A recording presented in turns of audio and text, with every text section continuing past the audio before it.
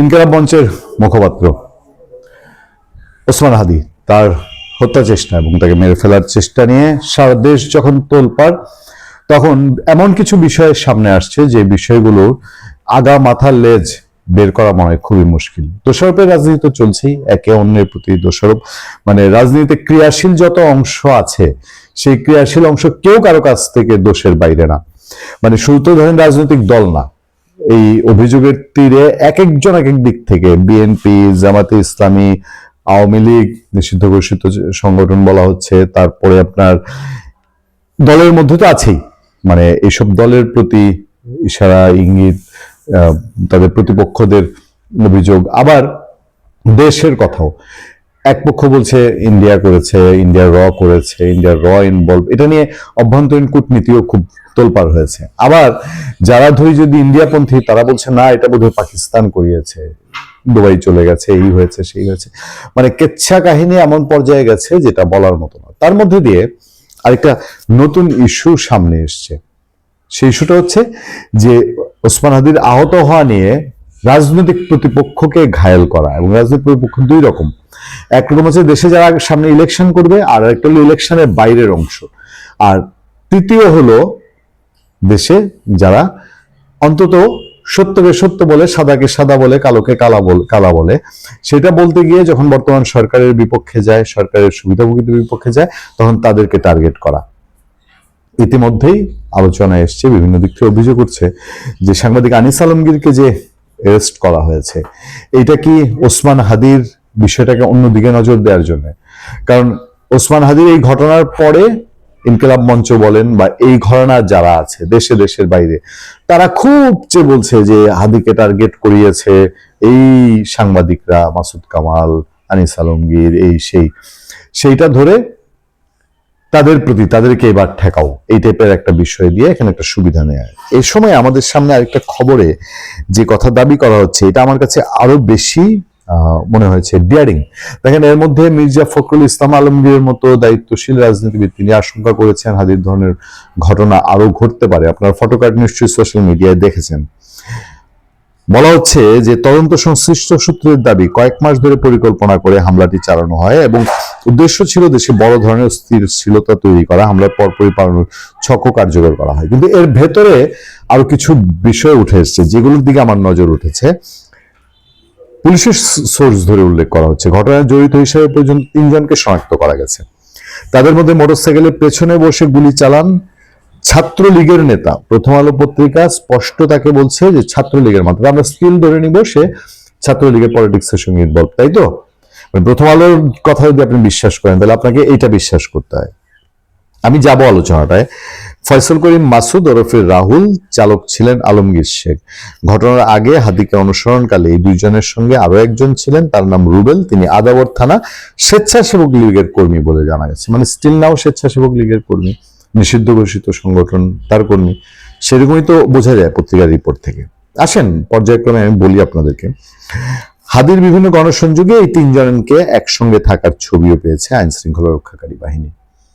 এবার বলেন, এর আগে যে বলা হচ্ছে যে এই যে ফয়সাল করিম মাসুদ সে হচ্ছে ছাত্রলীগের নেতা আদাবরের, আর আলমগীর হচ্ছে স্বেচ্ছাসেবক নেতা, পরের লাইনেই বলছে যে গণসংযোগে 3 জনকে একসঙ্গে থাকার ছবিও পেয়েছে আইন শৃঙ্খলা বাহিনী। তো গণসংযোগ যে করেছে, কয়দিন করেছে? 1 সপ্তাহ, 2 সপ্তাহ, 15 দিনের কথা তো স্পষ্ট শোনা যায়, নাকি তারও বেশি? এই সময়টায় ওসমান হাদি বা ইনকিলাব মঞ্চ তারা কি তাকে ছাত্রলীগ স্বেচ্ছাসেবক লীগ নেতা হিসাবে তাকে নিয়েছে, নাকি ছাত্রলীগ স্বেচ্ছাসেবক লীগ থেকে তারা গুপ্ত অন্য সংগঠন হিসেবে থেকে তারা তখন আবার ইনকিলাব মঞ্চের কর্মী হিসেবে এই গণসংযোগ গুলোতে ছিল? এই প্রশ্নের উত্তর পাওয়াটা কি জরুরি কিনা? হাদির বিভিন্ন গণসংযোগে 3 জনের ছবি দেখা গেছে, ওই ছবি ইতিমধ্যে সোশ্যাল মিডিয়ায় ছড়িয়েছে। 3 জনই আওয়ামী লীগ সংশ্লিষ্ট রাজনীতির সঙ্গে যুক্ত বলে পুলিশ জানিয়েছে। আওয়ামী লীগ সংশ্লিষ্ট রাজনীতির সঙ্গে যুক্ত, তাহলে ওসমান হাদির নির্বাচনী প্রচারে কেন? এইগুলো যদি আগে প্রচার হতো তাহলে আচ্ছা। পরে আরো কাহিনীটা ইন্টারেস্টিং। দেখেন, হাদিকে হত্যার লক্ষ্যে কয়েক মাস ধরে ছক কষা হচ্ছিল। অন্তত 2 মাস ধরে শনাক্ত হওয়া ব্যক্তিরা তাকে অনুসরণ করছিলেন কেমনে? হাদির সঙ্গে তো নির্বাচনী প্রচারে গিয়ে। অন্তত 2 মাস ধরে শনাক্ত হওয়া ব্যক্তিরা তাকে অনুসরণ করছেন। তফসিল ঘোষণার পরদিন তাকে হত্যার মধ্যে দিয়ে দেশে আইন শৃঙ্খলা পরিস্থিতি তৈরি করা ছিল অন্যতম লক্ষ্য। এই ঘটনার দিন রাতে রাজধানীর বাড্ডায় বাসে আগুন এবং কয়েকটি স্থানে ককটেল বিস্ফোরণ এবং লক্ষ্মীপুরের নির্বাচন অফিসে আগুন দেয় দুর্বৃত্তরা। এসব ঘটনার মধ্যে যোগসূত্র রয়েছে বলে ধারণা করা হচ্ছে। আচ্ছা, এই ধারণা নিয়ে আমরা কিছু বললাম না, যোগসূত্র থাকতে পারে। এবার জড়িতরা ভারতে পালিয়েছে, এই খবরটা আপনারা একটু নজর দিবেন। দেখেন মানে কতটা ডেঞ্জারাস একটা সিচুয়েশন, যে ওদিকে শুটার যিনি গুলি করেন ফয়সাল করিম ও আলমগীর শেখ ঘটনা 12 ঘন্টার মধ্যে ময়মনসিংহে হালুয়াঘাট সীমান্ত দিয়ে ভারতে পালিয়ে গেছে। এই বর্ণনায় বলা হচ্ছে তারা ঘটনা ঘটানোর পরে শেখ আলবার্ট রোড বিজয়নগর, সেইখান থেকে তারা শাহবাগ, বাংলা মোটর, কি কারণ বাজার এগুলো হয়ে মিরপুর হয়ে সেখান থেকে প্রাইভেট কার নিয়ে, প্রথম আলো পত্রিকার রিপোর্ট অনুযায়ী সেখান থেকে প্রাইভেট কার নিয়ে তারা গেছে ময়মনসিংহ থেকে আবার একটা প্রাইভেট কারে তারা গেছে হালুয়াঘাট, সেখান থেকে মোটরসাইকেল নাকি ময়মনসিংহ থেকে মোটরসাইকেলও ছিল, তারা মোটরসাইকেল নিয়ে বর্ডারে গিয়ে অপেক্ষা করে তারপরে মধ্যরাতে ঘটনা ঘটাইছে বিকালবেলায়, মধ্যরাতে দুপুরের পরে জুম্মার পরে, আর মধ্যরাতে মানে 12-14 ঘন্টা পরে তারা বর্ডার ক্রস করে ওই পারে চলে গেছে। এবং সাংবাদিক জুলকারনান সাহের কি বলছেন, ওই পার থেকে তারা সেলফি তুলেও ইতিমধ্যে পাঠিয়ে তারা যে ওই পার চলে গেছে এটা নিশ্চিত করেছে। বিভিন্ন জনের নাম্বারে নাকি তারা সেলফি তুলে পাঠিয়েছে। এই তথ্য তো পাওয়া গেছে পত্রপত্রিকার রিপোর্টে, আমাদের সেই রিপোর্ট আমাদের সামনে আছে যে এই 2জন গেছে এবং মূল যে শুটার সেও পারে গিয়ে সেলফি তুলে কয়েকটা নাম্বারে সে সেই ছবি পাঠিয়েছে। তো এটা যদি হয় তাহলে দেখেন ঢাকা শহর রাজধানী কতটা নিরাপত্তাহীনতায়, যে এখানে এই ধরনের ঘটনা দিনে দুপুরে ঘটিয়েছে। সিসিটিভি ফুটেজে কিছুক্ষণের মধ্যে জানা গেছে এই লোকগুলো বর্ডারে নাকি এয়ারপোর্টে ইমিগ্রেশনে তাদের পাসপোর্ট ইয়ে করে দেওয়া হয়েছে ব্ল্যাক লিস্টের, তারা সেদিক দিয়ে যেতে পারবে না। তো তাহলে তারা যে অবৈধ পথে চলে যেতে পারে সেটা ধরে কেন ফেরানো গেল না? এখন বিজেপির প্রেস কনফারেন্স হয়েছে, বিজেপি বলছে যে তারা বর্ডার ক্রস করে গেছে কিনা এরকম তথ্য বিজেপির হাতে নাই, বিজেপি এটা কনফার্ম করতে পারছে না, আইন শৃঙ্খলা বাহিনীও পুরোপুরি কনফার্ম করতে পারছে না। কিন্তু আমার পররাষ্ট্র মন্ত্রণালয় ভারতের হাই কমিশনারকে ডেকে বলছে যে যদি তোমার দেশে গিয়ে থাকে তাহলে ধরে আমার হাতে ফেরত দাও। মানে কি ধরনের একটা পিকুলিয়ার সিচুয়েশন এই হাদির ঘটনা। হাদি সেলফিও মারে ওই পারে গিয়ে, আবার এই পারে নানান রকম কথাবার্তা।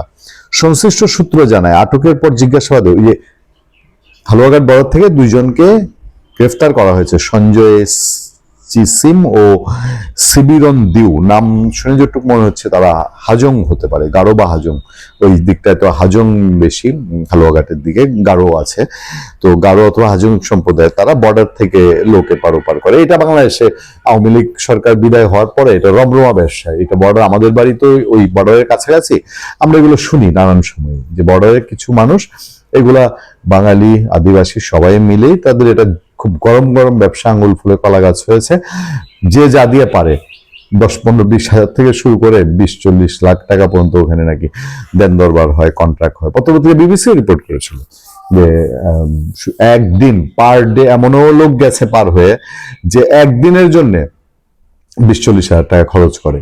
যান বাঁচিয়ে, জানের ভয় তাদের একটু বেশি, যারা অপকর্ম বেশি করেছে। অপকর্ম ছাড়াও প্রচুর লোক গেছে এই আতঙ্কে, মবের আতঙ্কে, গ্রেফতার আতঙ্কে, কারণ আওয়ামী লীগ গন্ধ পাইলে ধরে ফেলে। আবার অপকর্মওয়ালারাও বেশি গেছে, অপকর্মওয়ালারা তাদের গরম টাকা, তারা গেছে গরম রেটে, আর ঠান্ডা রেটে গেছে একটু যারা ধান্দা পানি করতে পারে নাই বা করে নাই এই টাইপের লোকজন। আচ্ছা, তো ওই 2জনের কাছ থেকে তারা ডিটেল জানছে যে রাত্রেবেলায় কিছু 2 লোক পার হয়েছে, ধারণা করা হচ্ছে 2জন ফয়সাল ও আলমগীর। হ্যাঁ, এবার আমাকে বলেন তো দেখি, এই যদি হয় দেশের সিচুয়েশন, তাহলে এবার এই হাদিকে কয় মাস ধরে মারা হলো না হলো, এগুলো যে মানে প্রিপারেশন নেওয়া হয়েছে, এগুলোর পেছনে ঘাটতিটা আসলে কার? এখন যে এই সেই করা হচ্ছে, এদের ধরা হবে তারে ধরা হবে, এ দেখেন ডাকসু মিছিল শুরু করেছে। আচ্ছা, প্রতিবাদ করতেই পারে, তাদের অবশ্যই অধিকার আছে, তাৎক্ষণিকভাবে তাদের একজন নেতা এরকম একটা আদর্শের একটা মানুষ এরকম জীবন মৃত্যুর মাঝে পড়েছেন, টকবগে একটা তরুণ, কিন্তু এরা হলে অন্য খেলা শুরু হয়েছে না, অন্য খেলা চলছে না, সেই প্রশ্নে রেখে শেষ করতে চাই। ভালো থাকবেন, সুস্থ থাকবেন। আপনাদের সাথে আমি আতিক রহমান, পূর্ণিয়া।